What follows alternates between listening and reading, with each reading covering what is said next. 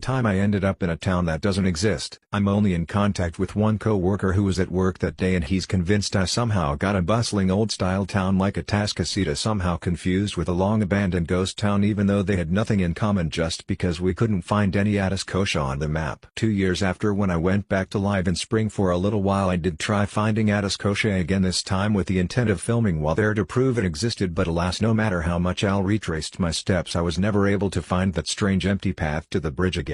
As a little end note, I'm typically not super comfortable sharing this story with many people because for obvious reasons lots of people would probably think I'm crazy because I'm adamant I was in a town that no one can seemingly find any evidence of ever having existed. From the few people who I have told over the years I've gotten answers like slipping somewhere in time, that I entered some kind of spirit world or something, that hell slipped into an alternate reality, and the most common was that I fell asleep on the highway, though while that last one certainly sounds the most grounded on the surface for those who have driven on 45, I'd have 100%